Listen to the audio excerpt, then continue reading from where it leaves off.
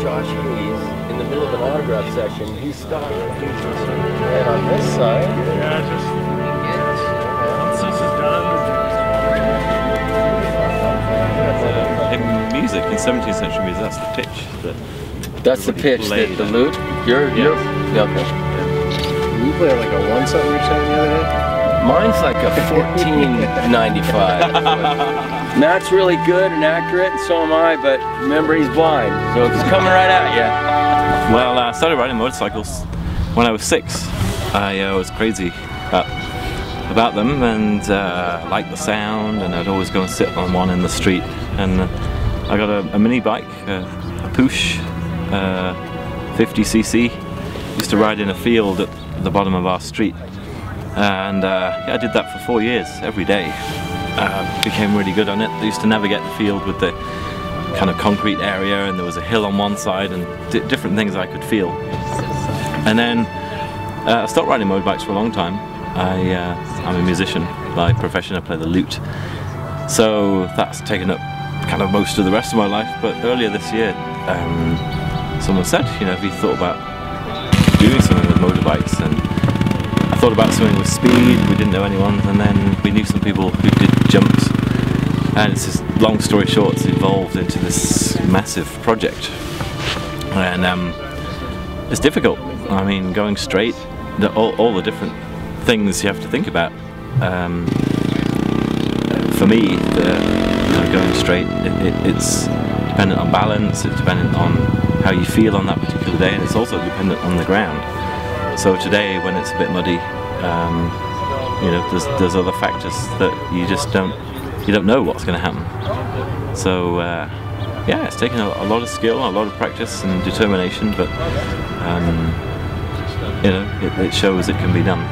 Okay, here we go. Ready? Straight, straight, straight, straight, straight, straight, straight, straight, turn, straight, jump.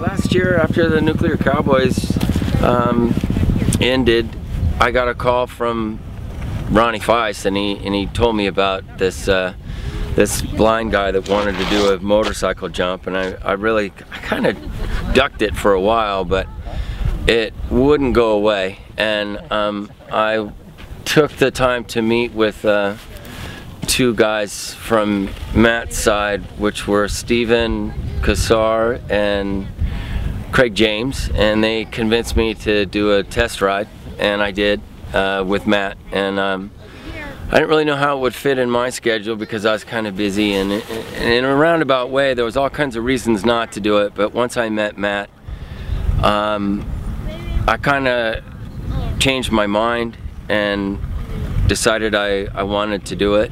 And ever since then, it's been almost like a magnet. You know, everything that I've done lately has kind of revolved around this, and many frustrating and difficult days, but we were able to make almost half of the projected training days you know, to get everybody's schedule to work together, to make the most out of the weather. Also some technical difficulties, because you just can't just go throw your leg over a bike and go. We needed you know, communication devices, and we tested through a couple and came up with the best ones. But I guess in a big, long, roundabout way, it came about as a major time-consuming process that proved to be way more important than just a 9-to-5 type of job. And I've fitted into everything I've been doing, and everybody that I know and have worked with has been super understanding and supportive of it.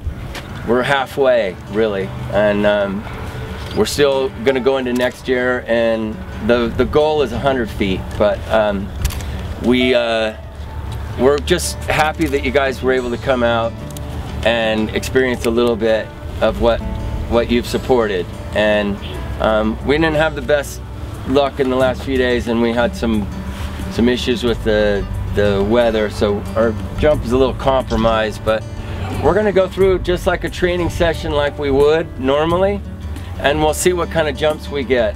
We wanted to do 82 feet today because it's the only recognized record that there is in Guinness, and it's for a seeing person that put a blindfold on and did a jump. So it's more like a gag than an actual attempt at a record. So, Lord, as you bring this together, I just pray even for peace in Matt's heart to just get out there and do what he can do, and to do it safely, and whatever your will is to make on this day is what the day is going to bring. In your name I ask it, amen. Amen.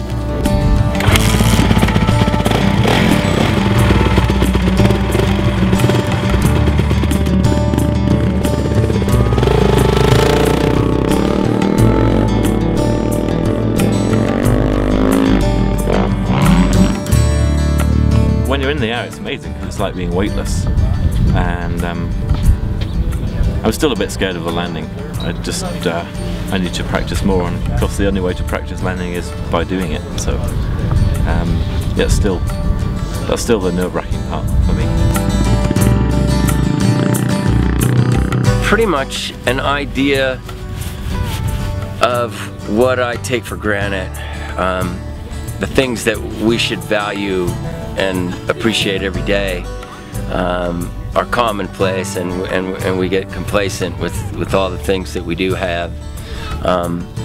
Understanding and trying to teach somebody to feel something that's special to you, even though they can't see it, is difficult, but we've had a lot of success learning from each other.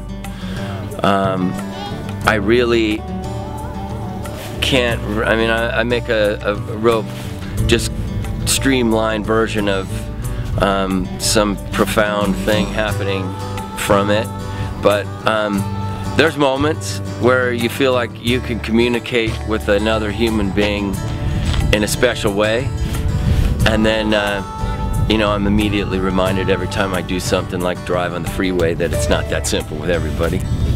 But there's some real possibilities in my mind that have opened up, and I appreciate everything that I get to do with Matt, even if it's difficult and frustrating, and I'm fighting my need to have a meltdown.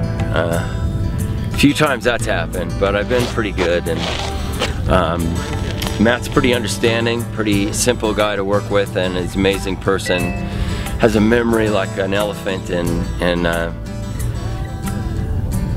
I'm only starting to get to know him, really, you know. But it is pretty amazing to be sharing something with somebody that can't see on a motorcycle. And I really love that motorcycles are so special. And I really realized that too in this process, like motorcycle people, motorcycle in itself, in an instant I can put a helmet on and I'm a whole better person, you know. It's a magical machine that is pure, for me, it's pure, I don't know, it's just magic, you know. And in any way, shape or form, you know, it's not just American, it's everything. It's great.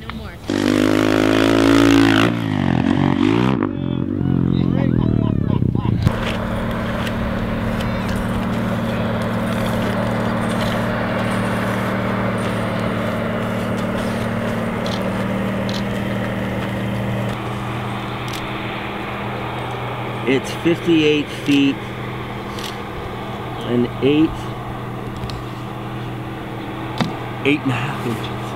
58, almost 59 feet. Actually, we were aiming for down there, but the other day when we were here, he had a jump, landed, and went like this and went up into the fence and had a big wreck. So yeah. I was worried that his confidence was just going to be totally ruined, and then we couldn't jump yesterday or the day before, and we did that Monday. So oh wow, he's had to think about that for 2 days and then show up and then it was muddy, and it was like, we're gonna fix it, it's gonna work, we're gonna jump today. Wow. Was it on one of his longer jumps that he just kind of overcooked it? Yeah, he a little crazy. It was a good. It looked just like these.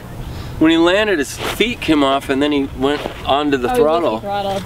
Yeah.